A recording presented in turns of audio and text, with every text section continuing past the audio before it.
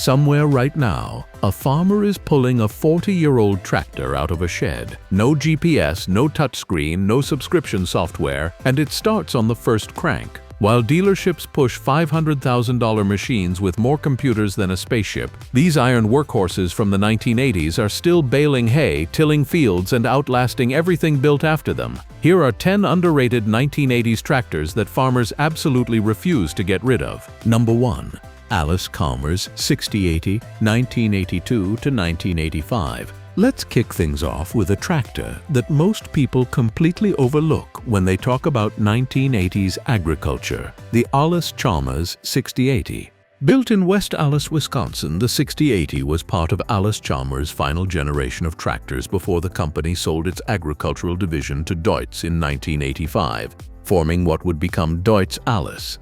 That makes the 6080 one of the last true American-built Allis-Chalmers machines, and farmers who own one tend to treat it like a piece of history, working history, not museum history. The 6080 ran a 6-cylinder turbocharged diesel producing around 80 horsepower at the PTO. It wasn't the biggest tractor on the block, but it was incredibly well-balanced for mid-size operations. The kind of farms that needed something versatile enough to run a loader in the morning, pull a planter in the afternoon, and maybe rake hay before sunset. That kind of all-day versatility was exactly what the 6080 was designed for. What made this machine stand out was its build quality.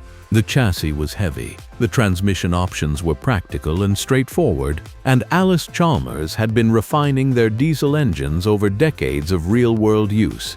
Nothing on the 6080 was experimental. Everything had been proven before it was bolted on.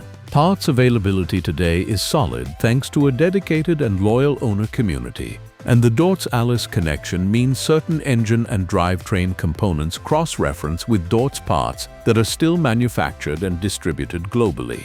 Farmers who run the 6080 today will tell you the same thing without hesitation. It just works. No electronics to fail, no proprietary sensors throwing codes at 3 a.m. during planting season. Just a mechanical diesel that responds honestly to a wrench and a set of hands that know what they're doing.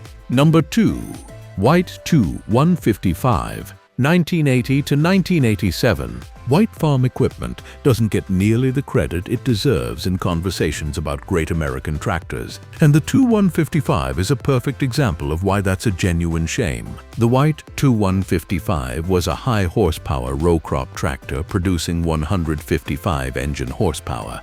And here's the part that makes people raise an eyebrow. It was powered by a Caterpillar 3208 V8 diesel engine. Yes, Caterpillar. White didn't cut corners on power plants, and the Cat 3208 was an extraordinarily proven commercial engine, used in everything from marine applications to heavy trucks to generator sets. Putting it in a farm tractor was a bold choice that paid off in reliability. Built in Coldwater, Ohio, the 2-155 came equipped with White's PowerShift transmission, which was one of the smoothest shifting setups available in its class during the early 1980s. The operator platform was spacious and well laid out for the era, and the hydraulic system delivered enough flow to run demanding implements without struggling. For large acreage grain farmers in the Midwest, the 2-155 was a serious tool. Today, the 2-155 is something of a cult machine among collectors and working farmers alike. The Cat 3208 engine remains extremely well supported. Parts are available through Caterpillar dealers and the extensive aftermarket, and mechanics who work on Cat equipment are already familiar with the 3208 from dozers, graders, and other applications. If you find a clean White 2-155 at a farm auction, you're looking at a machine that can realistically work for another several decades with proper maintenance. Number 3. Ford TW35, 1983 to 1990. Ford's TW series is criminally underrated in general, and the TW35 sits at the very top of that lineup as one of the most capable and practical row crop tractors the Ford name ever put into a field. The TW35 was powered by Ford's 401 cubic inch 6-cylinder turbocharged diesel, producing 170 horsepower. It was available in both two-wheel drive and mechanical front-wheel drive configurations, and the MFWD version became extremely popular with grain farmers who needed serious traction without the turning radius penalty and extra complexity of a full articulated four-wheel drive machine. Ford built the TW35 at their Basildon, England facility, which had developed a strong reputation over many years for producing durable, well-engineered agricultural equipment. The build quality throughout the TW35 was excellent. Heavy-gauge fabrication, quality castings, and attention to detail in areas that mattered for long-term durability. The operator cab, while not the most spacious in class, was functional and comfortable enough for the long days that large farm operations demand. What keeps the TW35 relevant and actively sought after today is the depth of its parts ecosystem. Ford's 401 diesel engine was used across the entire TW series lineup, meaning there's enormous parts overlap and strong aftermarket support. Rebuild kits, gasket sets, injection pumps, hydraulic components, virtually everything is available either through New Holland, which acquired Ford's agricultural division in 1991, or through the extensive independent aftermarket. Farmers running TW35s today typically use them for secondary tillage, grain cart duties, anhydrous ammonia application, or other high-hour seasonal jobs where you need reliable horsepower but don't want to accumulate hours on a new machine that costs 10 times as much. At current market prices, a well-maintained TW35 represents one of the strongest values available anywhere in used farm equipment. Number 4. Case 2594, 1983 to 1986. Case International Harvester gets plenty of attention for machines like the 2390 and later IH models. But the 2594 often gets overlooked in favor of its siblings, despite being arguably the most impressive tractor in the 94 series lineup. The Case 2594 was the flagship of the 94 series, producing 219 engine horsepower from a Case 504 cubic inch 6-cylinder turbocharged and intercooled diesel. That intercooling made a meaningful difference in both power delivery and long-term engine durability by reducing combustion temperatures and improving efficiency. This was a machine built to compete at the top of the market. The 2594 came packaged with serious operator amenities for its era. Case's full suspension seat, a well-designed enclosed cab with good visibility, and their proven transmission options including the 12-speed synchro shift that gave operators precise control under varying field conditions. Case also offered a power shift option that made operation even smoother for those willing to pay the premium. Built at Case's Racine, Wisconsin facility, the 2594 represented Case engineering at its peak before the merger with International Harvester in 1985 created the organizational growing pains that affected product development. The 94 series was designed specifically to challenge John Deere's dominant 8450 and 8650, and field experience showed it was more than capable of doing so. Today, the Case 2594 benefits from an enormous parts base maintained through Case IH's legacy support programs. The 94 series owner community is active and knowledgeable, with technical resources available both through official channels and extensive online networks. These tractors appear regularly at farm auctions and estate sales, and when they do, informed buyers recognize the value immediately. Number 5. Massey Ferguson 2745, 1979 to 1985. Massey Ferguson built some genuinely impressive large-frame tractors in the late 1970s and early 1980s, and the 2745 is among their most underappreciated machines from that period. The MF 2745 was powered by a Perkins V8 diesel engine producing 175 horsepower. Perkins engines have carried a well-deserved reputation for reliability and ease of service throughout their history, and the V8 configuration gave the 2745 a smooth, balanced power delivery that operators genuinely appreciated during long working days. A V8 diesel at that power level doesn't have to work as hard as a smaller engine producing the same output, which translates directly into longer engine life and lower operating temperatures. The 2745 was built during a period when Massey Ferguson was still making significant engineering investments in their products, before the severe financial difficulties that would nearly destroy the company during the mid-1980s farm crisis. The result was a tractor that received proper development attention. capable hydraulics, a robust transmission, and a cab that was functional and organized even if it wasn't the most spacious option available. Parts support for the 2745 today remains genuinely solid, largely because AGCO acquired Massey Ferguson in 1991 and has maintained legacy parts programs covering equipment going back decades. The Perkins engine situation is even better. Perkins is now owned by Caterpillar and continues manufacturing and supporting an enormous range of diesel engines worldwide. Finding components for the V8 is not the challenge it might be for engines from less common manufacturers. Farmers who run 2745s today frequently use them for loader work, where the V8's torque characteristics shine.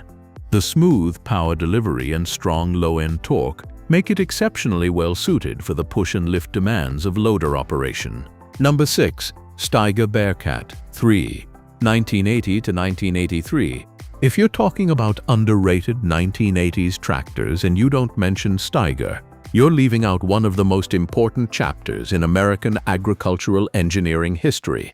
Steiger Engineering was founded by brothers Douglas and Maurice Steiger, who built their first tractor in a barn near Red Lake Falls, Minnesota in 1957. By the 1980s, Steiger had grown into the premier American manufacturer of articulated four-wheel drive tractors, building machines that were famous throughout North America for their exceptional toughness, field performance, and mechanical reliability. The Bearcat III was Steiger's mid-range offering in the early 1980s, producing approximately 210 to 220 horsepower from either a Cummins or Caterpillar engine, depending on customer specification at the time of order. This engine choice flexibility was a genuine Steiger hallmark that set them apart from competitors. Buyers could specify the power plant they were most comfortable with, which meant the mechanic who maintained the tractor would already know the engine from other applications on the farm or in the community. The articulated chassis of the Bearcat III was engineered specifically to handle the enormous stresses of large-scale cultivation on North American farmland. The center pivot joint was massively built, the front and rear frames were heavy-gauge fabrication, and the four-wheel drive system delivered traction that two-wheel drive machines simply couldn't match in challenging field conditions. In muddy spring conditions or heavy tillage work, the Bearcat III performed at a level that justified every dollar spent on it. Steiger was acquired by Case IH in 1986. And the Steiger name continues today on Case IH's flagship articulated four-wheel drive line. But original Steiger-branded machines from the early 1980s have developed a strong following among collectors and working farmers who understand what the brand represents. A Bearcat III running a Cummins or Cat engine is one of the most maintainable high-horsepower tractors from that era. Both engine families have vast global parts and service networks that ensure these machines can keep working indefinitely. Number 7. Deutz-Fahr DX 6.30, 1980s. Most American farmers know the Deutz name, primarily from the distinctive air-cooled engines that were common in the 1970s. But the Deutz-Fahr DX series from the 1980s represented a significant evolution, water-cooled engines, and a major step forward in overall refinement and operator experience. The DX 6.30 produced approximately 130 horsepower and featured Deutz-Fahr's well-regarded hydraulic and transmission systems developed with German engineering standards. The build quality throughout the DX series was evident in the details: tight manufacturing tolerances, heavy-gauge steel construction throughout, and component selection that prioritized long-term durability over short-term cost reduction. When Deutz-Fahr acquired Allis-Chalmers' agricultural operations in 1985 and eventually helped form what became AGCO Allis, it created significant parts overlap between Deutz-Fahr and AGCO product lines.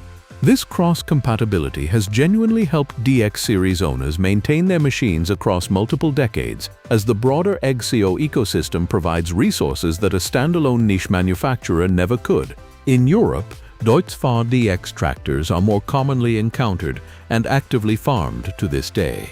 In North America, they're considerably rarer, which means a running DX 6.30 is genuinely unusual and attracts attention at any farm show or field day. For the farmer who owns one, that rarity translates into something that nobody else in the county is running, which has its own kind of value. Number 8. Minneapolis-Moline A4T-1600. Here's one that gets almost no mainstream attention whatsoever. The Minneapolis-Moline A4T-1600. Minneapolis-Moline had been absorbed into White Farm Equipment in the 1960s, but the brand continued producing tractors under the White/MM banner into the early 1980s. The A4T-1600 was a four-wheel drive articulated tractor producing 169 horsepower from a turbocharged diesel, genuinely serious power for its era, capable of competing with the top machines from John Deere, Case, and International Harvester. What made the A4T-1600 particularly capable was its articulated four-wheel drive design, which delivered superior maneuverability in the field compared to rigid frame machines of similar horsepower. Farmers running large grain operations in the Great Plains found it highly effective for both aggressive tillage work and planting applications. The articulated steering meant shorter headlands and better field efficiency, advantages that translate directly into productivity and profitability. The Pintim heritage also meant parts cross-compatibility with a range of White and Oliver equipment that helped with long-term serviceability. These machines are genuinely rare today, but the ones still working are a direct testament to how overbuilt they were from the factory floor. Number 9. Oliver 285. Another White brand that deserves far more recognition than it typically receives is the Oliver 285. Oliver had been a major American tractor manufacturer for decades before being folded into White Farm Equipment, and the 285 represents some of the final Oliver branded production. Producing 85 horsepower from a turbocharged diesel, the 285 was designed as a versatile utility tractor capable of handling the full range of farm tasks without being overpowered or impractical for the scale of operations that still made up the majority of American agriculture in the early 1980s. The 285 shared components with other White and Oliver tractors of the period. This part's commonality is genuinely useful for owners today. Instead of hunting down unique components for a one-off model, they can draw on the broader White/Oliver parts pool that has remained available through specialty suppliers and an active community of enthusiasts. The Oliver name carries real weight among farm equipment collectors and working farmers of a certain generation, and the 285 delivers on that reputation with honest, consistent performance. Number 10. John Deere 4240, 1977 to 1982. Rounding out the list is a machine that exists in a peculiar middle ground, well known enough that any serious John Deere enthusiast recognizes it immediately, but consistently overshadowed by its bigger siblings in the 40 series and frequently overlooked by farmers shopping for capable used equipment. The John Deere 4240 was part of Deere's acclaimed 40 series lineup, producing 130 horsepower from the company's 466 cubic inch six-cylinder diesel engine. It was available with John Deere's legendary SoundGuard cab, which when it was introduced represented one of the quietest and most ergonomically refined operator environments available anywhere in agriculture. Deere invested heavily in cab engineering during this period, and the SoundGuard cab became a genuine competitive advantage that influenced how the entire industry approached operator comfort. The 4240 occupied a highly productive power class. It was powerful enough to pull a six-bottom plow through heavy soil or run a wide field cultivator at productive speeds, but not so large that it became impractical for medium-scale farming operations or difficult to maneuver in tighter field conditions. The optional power shift transmission made it exceptionally smooth and easy to operate across varying field speeds, and Deere's hydraulic system provided the versatility to run a wide variety of implements efficiently. What firmly places the 4240 on this list is its extraordinary consistency. John Deere's parts support program is unmatched in the agricultural industry. Virtually every component for a 40 series tractor is available today, either new from Deere, remanufactured through their official program, or through the massive independent aftermarket that has grown up around these machines. Mechanics across every farming region know the 40 series engines and drivetrains intimately. Parts are affordable. Service information is widely available. A well-maintained 4240 today will perform with the same dependability it demonstrated when it first rolled off the assembly line at Deere's Waterloo, Iowa factory. Farmers running them today either inherited one from a previous generation and recognized there was no compelling reason to replace it, or found one at a farm auction and understood immediately what they were looking at. Either way, they made the right call. So that's it for today. If you like this video, then please hit the like and subscribe button for more videos. Thanks for watching.